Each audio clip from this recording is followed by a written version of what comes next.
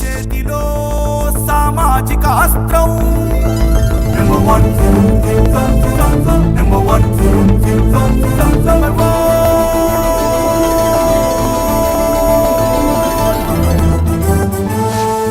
Number one.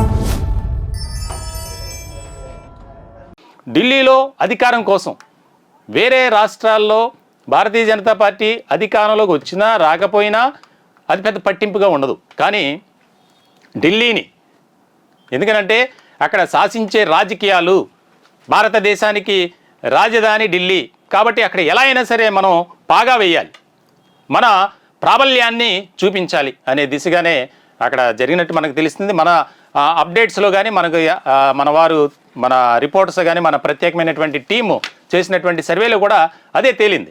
ఒకసారి మనం తెలంగాణకు సంబంధించి మాజీ ఎమ్మెల్యే అలాగే తెలంగాణలో భారతీయ జనతా పార్టీలో చాలా సీనియర్ నాయకులుగా ఉన్నారు నందీశ్వర్ గౌడ్, ఆయన కూడా ఫోన్ ఇన్లో సిద్ధంగా ఉన్నారు మాట్లాడటానికి. Sir good evening sir. Sir మీకు ముందుగా కంగ్రాచులేషన్స్. ఎందుకంటే బండి సంజయ్ గారు కూడా కొద్దిసేపటి క్రితమే మాట్లాడారు, త్వరలోనే తెలంగాణలో భారతీయ జనతా పార్టీ ఎలా అయినా సరే అధికారంలోకి వస్తుంది, మాకు అంత బలమైనటువంటి క్యాడర్ ఉంది అని చెప్పి చాలా కీలకమైనటువంటి వ్యాఖ్యలు చేశారు. ముందుగా ఢిల్లీ ఫలితాలను ఎలా చూడొచ్చు?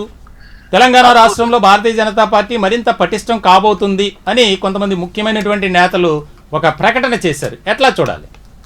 అద్భుతం అండి. ఎందుకంటే నరేంద్ర మోడీ గారి నాయకత్వాన్ని భారతదేశ ప్రజలు, ఎందుకంటే వారు ఇప్పటి వరకు ఎలాంటి అవినీతి మచ్చ లేకుండా ఈ భారతదేశాన్ని ముందుకు నడుస్తున్నటువంటి మహానాయకుడైన అలాంటి నాయకుని నాయకత్వంలో ఇవాళ ఢిల్లీ ఎలక్షన్స్ మేము గెలుచుకున్నామండి. మేము 15 సంవత్సరాల నుండి మేము అధికారంలోకి వచ్చినప్పటి నుండి చాలా అవసరం, ఎందుకంటే ఢిల్లీ అనేది చాలా ముఖ్యమైన రాష్ట్రం, అది పట్టణం. అక్కడ విజయం సాధించడం మాకు చాలా ముఖ్యమైనది. కాబట్టి మా వ్యూహం ఫలించిందండి. ఇప్పుడు మరి ఇవాళ ఢిల్లీలో మేము భారతీయ జనతా పార్టీ జెండా ఎగిరేసినాం అక్కడ. ఇక రేపు మీరు భారతదేశంలో చూడండి, మీరు తెలంగాణకు వస్తే తెలంగాణలో కూడా వచ్చేది ఇవాళ కాంగ్రెస్ పార్టీకు సిగ్గు శరం ఉండాలండి ఇంతనన్న వాళ్ళు మాట్లాడడానికి. ఎందుకంటే వాళ్ళు ఏం మాట్లాడతారు, ఏం చేస్తారు, వాళ్ళు చేసిన వాగ్దానాలు ఏంటి? ఎలక్షన్స్ లో ఇష్టం వచ్చినన్ని వాగ్దానాలు చేసి అధికారంలోకి వచ్చినాక మర్చిపోయారు కదా అవన్నీ కూడా తెలంగాణలో.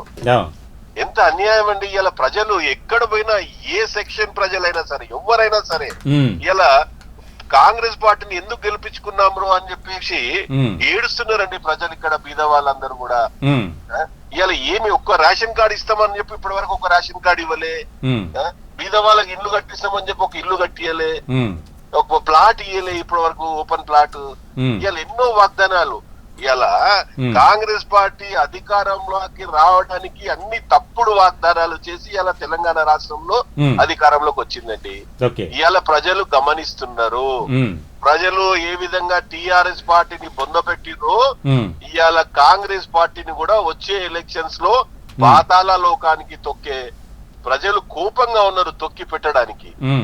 కాబట్టి వచ్చేది భారతీయ జనతా పార్టీ తెలంగాణ రాష్ట్రంలో. ప్రజలు ఒక్కసారి భారతీయ జనతా పార్టీకి కూడా అవకాశం ఇవ్వాలి అనే ఆలోచనలో ప్రజలు ఉన్నారండి. ఎందుకంటే భారతీయ జనతా పార్టీ అనేది అవినీతి లేని ప్రభుత్వం ఇవాళ దేశంలో నడిపిస్తున్నారండి. ఏ రాష్ట్రంలోనైనా ఇవాళ బీజేపీ పార్టీ ఎక్కడైతే ఉన్నదో ఆ రాష్ట్రంలో చూడండి, అక్కడ అవినీతి ఉండదు, అక్కడ అభివృద్ధి తప్ప అవినీతి ఉండదు. కానీ ఎక్కడ కాంగ్రెస్ పార్టీ కానివ్వండి, ఎక్కడ వేరే వేరే చిన్న చిన్న పార్టీలు ఇవాళ మరి తమిళనాడు కానివ్వండి, చిన్న చిన్న రాష్ట్ర, ఇప్పుడు తమిళనాడులో డిఎంకే పూర్తిగా కరప్షన్ అండి. అది దేశంలో నంబర్ 1 కరప్షన్ ఏదంటే తమిళనాడే కదా. ఇట్లా ఈ దేశంలో కాంగ్రెస్ పార్టీ, చిన్న చిన్న పార్టీలు ఇవాళ ప్రాంతీయ ఈ దేశం బస్టుపడుతుందండి. నెక్స్ట్ బీజేపీకి మంచి అవకాశం ఉంది తెలంగాణలో. తెలంగాణలో వచ్చేది భారతీయ జనతా పార్టీ, మీరు తప్పకుండా చూడండి. సార్ మీరు మాట్లాడుతూ కాంగ్రెస్ పార్టీని పాతాళలోకానికి పంపిస్తా అంటున్నారు.